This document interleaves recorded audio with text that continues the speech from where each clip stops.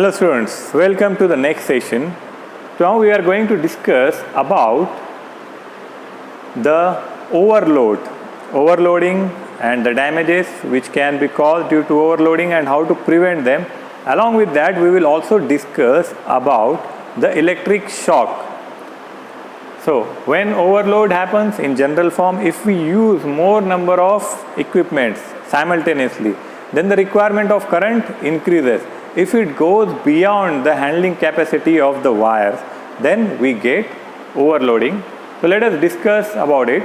So we can use various wires, whatever is there inside our house. When we get electricity through electricity board, we connect various appliances by using wires. Inside wire, we may have various material. With that material is conductor. Every conductor have different value of conductivity. So which type of material having better conductivity, which type of material is having less conductivity. Here is a list where silver is the best in terms of conductivity. After that, copper, gold, aluminium, beryllium, calcium, magnesium and so on.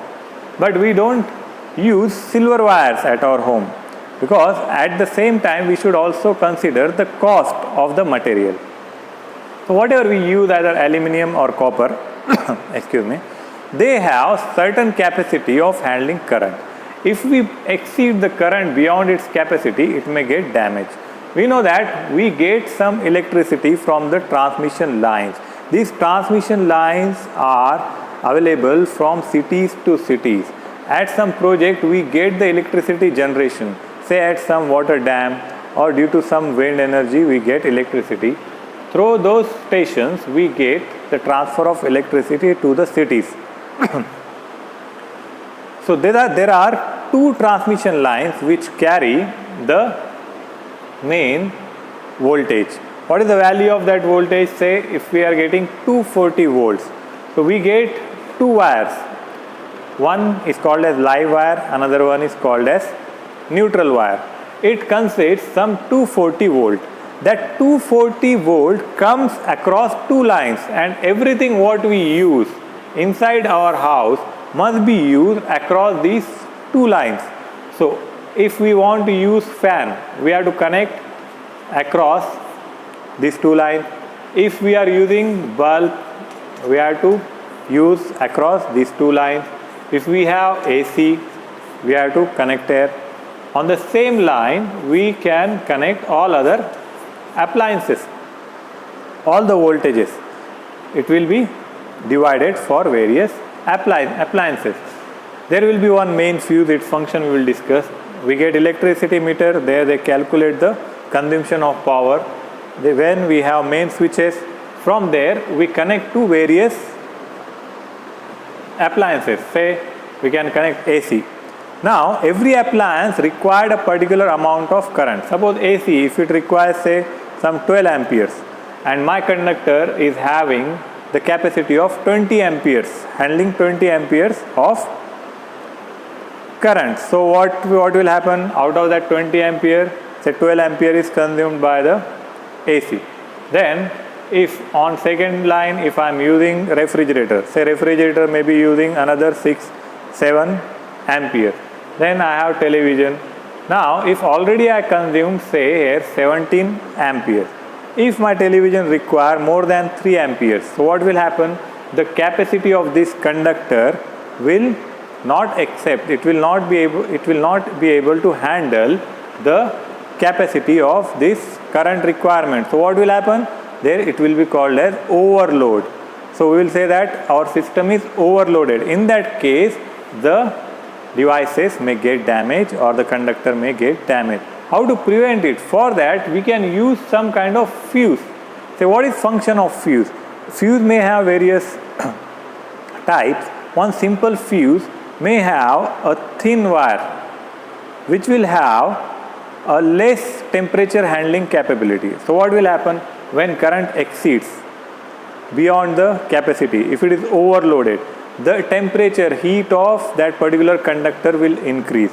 Due to that heat, if my main fuse is having some material which cannot handle more temperature than defined temperature, then what will happen? It will melt.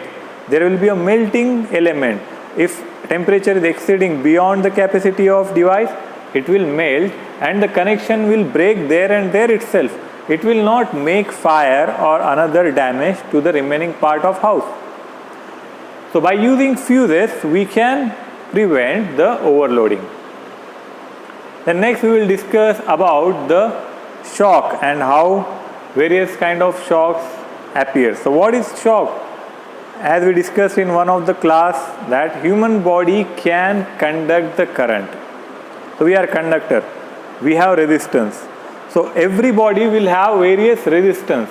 So if we are wet with some salt water, our resistance will be some 100 ohm, it is very less. So current will flow in a very rapid speed. But if our skin is very dry, then it may go up to 500,000 ohms. That means the resistance is very high. But various parts of body also have various amount. It has different amount of current. So now when we get shock, say let us consider one example. If we touch a 24 voltage battery with dry fingers, if it is wet, it will be more conductive. If we consider that our hands are dry and our resistance is say 100,000 ohms. So how much current will flow across our body? By using Ohm's law, we have I is equal to V by R. In this case, say V is 24 volt and our resistance is 100,000. So it will be equal to say 24 divided by 1 lakh, it will be 0.00024 ampere. This current is very small.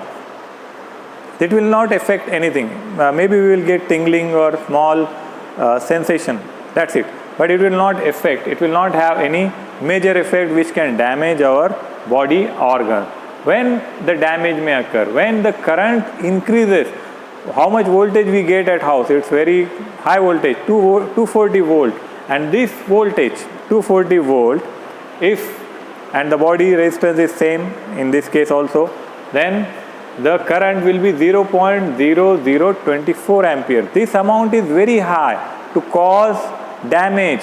It can disturb the tissues, and if further this current continues, what will happen? The further resistance of body will decrease and current will increase. It will create more and more damage to the body. So let us see. So if this same current goes to 0.07 ampere, it will affect the functioning of heart. What will happen if the same amount of current, 0.07 ampere, if it travels across heart for more than 1 second, it may be very fatal. It may cause the death or damage to the heart and the person may get killed. So we should avoid, we should stay away, we should get protected from the high voltage lines. And what happens, there are the lines. If we give a close path, we say that there are two lines. Between two lines we have 240 volt. And if we are connecting between them, our body is having all the properties, conductance and resistance. If it gets the ground path, we will get the shock. So what are the effects in terms of current? If current is 0.01 ampere, we can feel the shock. Then if it further increases, 0.005, it is painful. We get the pain with that shock. I think most of us have experienced a shock, either small or a little bit more, at least once in a lifetime. If it increases further, 0.010, it causes the contraction of muscles. If further increases 0.015, it causes loss to the muscle. It loses the muscle control. If it further increases 0.07, it's very high and very much damage causing amount of current, we should be preventive. And every body of a human being have various amount of resistance. Like skin is having more resistance, but internal organs having less resistance. They get more affected with the current. So electric shock will change with respect to the current. We should be careful while handling the currents. Now we might have observed that birds sit on the transmission lines outside, but they don't get shocked. Why they doesn't get shocked? The reason is same. What we say, we have two lines. Both of them, if someone should get current across them, they have to be connected to both the lines. So one is live, one is neutral. If the birds are sitting on one line, their both legs are on the single line. They are not connected to the another line, so they don't get the shock. What we get, suppose if our foot is connected to the ground, and we are exposed to the current. That current flows across our body because it gets a ground. It will not cut the current. But if we wear the rubber shoes, what will happen? The current will not get the path ground, because if there is a higher potential, there must be a lower potential. So it will go directly to the ground.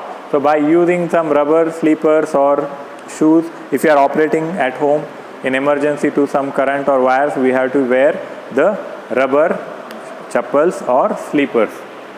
So these are the things. We use multimeter. Now multimeters are used to calculate various parameters. For this practically we will demonstrate and we can understand in a better way. Till then we will have a brief theory about it. A multimeter is an electronic measuring instrument. It combines various functions. So it can calculate the AC and DC currents. It has mainly 4 parts. It has again one red wire and one black wire to be connected between positive and negative. The first part is display. On display we can get the positive or negative value of currents. Then we have various knobs to set the voltage and currents in milliampere or millivolts, or as per the range of the device, how much voltage or current they are using. Then there are ports. In ports we have some common or ground ports, COM. Then we have some milliampere volt, amperes voltage. All ports we can connect with the circuit. That we will see practically in another session. So let's see in the next session with some other topic. Till then, have a good time, have a good day.